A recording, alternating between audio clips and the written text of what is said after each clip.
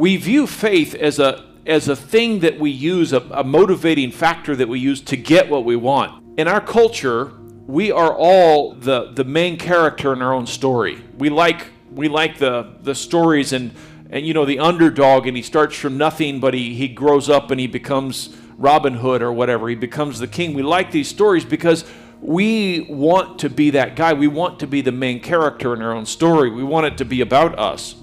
But you see, the story of David is about Jesus Christ. The entirety of the story of David is about Jesus Christ. The story of David is a prequel to Matthew. It's a prequel to John. That's all it is it's the lineage of Christ, and God decided that in eternity that Christ's lineage would come from the king of Israel, which would come from the line of Judah, which would come through the family of David, and that God is going to raise up David to be a godly king that then Christ would come from, and then point back and say he's the line of the tribe of Judah, the root and offspring of David. The entire story of David is about Jesus Christ. Your story, your life, it's about Jesus Christ. That's what it's about. Your marriage, that's about Jesus Christ. Your family, it's about Jesus. You see, Jesus is the creator of all things, and for his pleasure, the Bible tells us, they are and were created. Your marriage is created for the pleasure of Jesus Christ. It gives him the glory. That's what the point of it is. Your children, the way that you raise them, the job that you have, the life that you lead, all of the things that make up you, it is the story of Christ, and you're but a reflection of that. You're a thing that points back to that. Now, here's the neat thing.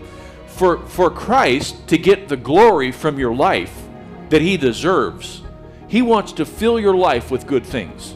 He wants to bless you and grow you and make you more than you could ever be.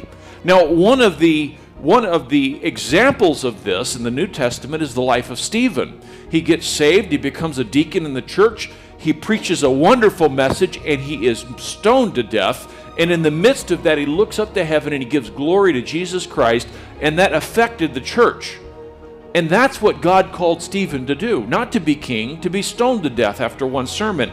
And because of that, Stephen was the guy that when Saul was there, later the Apostle Paul was there, assenting to the stoning of Stephen, then Paul later on, as he's in prison, says, I'm the chief of sinners. I don't deserve any of this, but because of what I've seen, I'm going to go on and I'm going to push towards that prize. It affected Paul.